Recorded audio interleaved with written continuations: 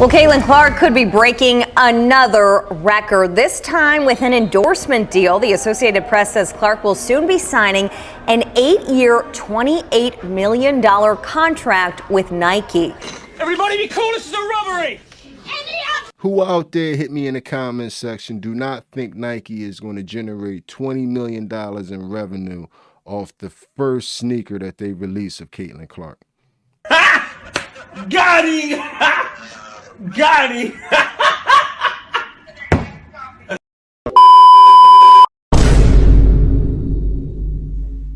What it look like, TV? I am back! What it do, baby? YouTube's own Varnell Hill. Did you miss me? Look at my hair, make sure I ain't ashy out here. But we back, man.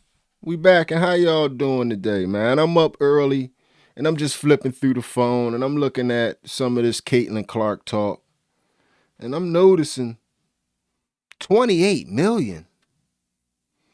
8 years. That's $3.5 million a year. I may be an idiot, but I'm not stupid. For possibly the woman that's going to change women's sports forever. And that's the hottest ticket in sports right now, male or female. Because let's be honest, it really hasn't been a sports phenomenon over the past 5 to 10 years. There hasn't really been one. If you can name one, throw it down in the comment section. But it really hasn't been one that has had a cultural impact the way Caitlin has had to this point over the past 5 to 10 years. The last one that I could think of to come in and move things like this, or the last period, was when the Steph Currys and the LeBron Jameses, they were young.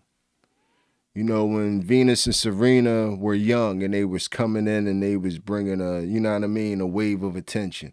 When Tiger was younger and he was bringing a wave of attention. But it hasn't been someone to bring attention to basketball like this, at least in the States, since the LeBron James and the Steph Currys. She told me, she said, when we were walking up, she said, I think you might have to pinch me. I'm not sure if this is real. Call it the Caitlin Clark effect, or whatever you want to call this. A different kind of energy and excitement swept over Minneapolis on Wednesday. It's really inspiring to see how amazing she is at the sport and how she's really grown basketball and women's basketball in general. Let's go!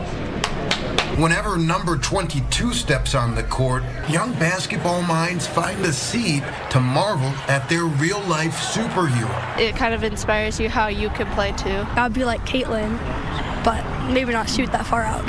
Braving the cold and driving here from across the Midwest. Northwest North Dakota. South Dakota. Fans had this game marked on their calendars for a long time.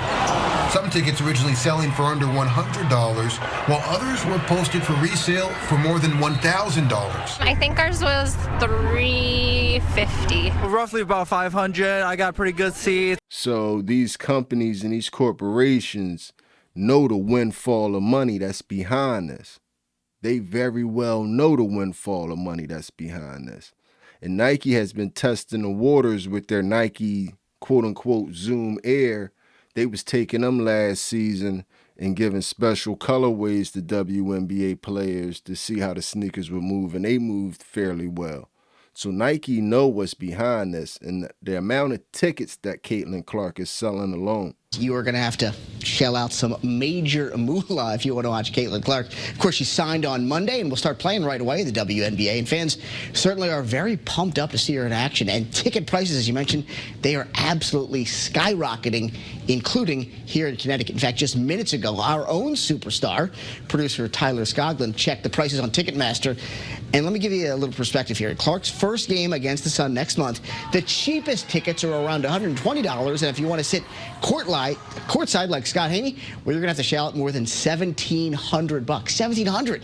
Again, to keep those in perspective, keep in mind most Connecticut Sun games cost between $25 and $250 for incredible seats. I think it's up to a quarter or a half of the season of the WNBA is already sold out at overpriced tickets. You know what I mean?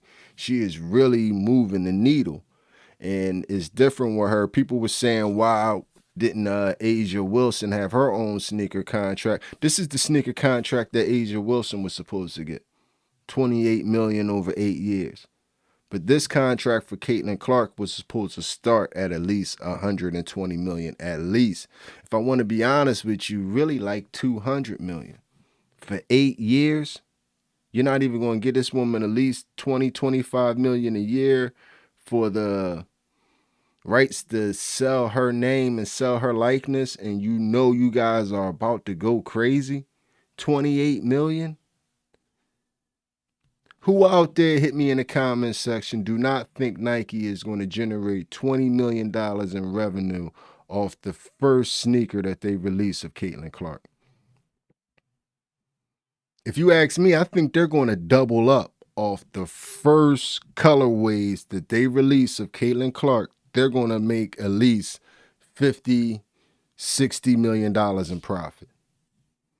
It's no way possible that they can't.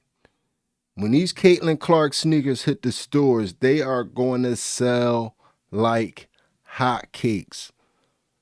Right now, Nike can print $28 million in just Caitlin Clark t-shirts with just her name on it with a Nike sign underneath it.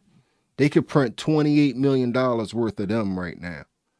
And they signed this woman for $28 million for 8 years. But I can't fault Nike. This is a problem that her management, this is a problem with her management. This was a horrible deal. How do you even sit at a table if this is what Nike is offering? Don't even call my phone. Don't even call my phone. 8 years? 8 years? I'd be like, no, fuck those guys. I know somebody else, if nobody else was willing to give more, then you wait it out. Then you wait it out. You don't take that. No. No. No. No. No. No. Hell no. You wait it out and you just let these stadiums overflow for 5-6 games. You let these tickets get all the way up to $10,000 and $12,000 a game. I'm telling you, the fury that's coming, it's coming. And it's going to generate a lot of money, win or lose. And Nike knows that she got 3 duds. They could release 3 years of ugly behind Caitlin Clark sneakers, and whether she win or lose, they're going to sell like hotcakes. If she does good, it's just going to stretch that window to 5 years. But right now, whatever she is tied to is instant money. And if it's going to be her sportswear and her athletic apparel, they're about to make a lot of money. So $28 million over 8 years to me is robbery. But anyway, y'all tell me how y'all feel about that in the comments section. Y'all think $28 million was adequate? Y'all think Nike gonna have a hard time getting this $28 million back that they invested out? Do y'all think her management inked her the best deal? Y'all let me know in the comments section. I'm curious. But anyway, I appreciate y'all for stopping through, checking out the video, and hanging out with me for a couple minutes. If you'd have made it to this point in the video, you are my MVP. It was a stone groove, my man. I'm out of here.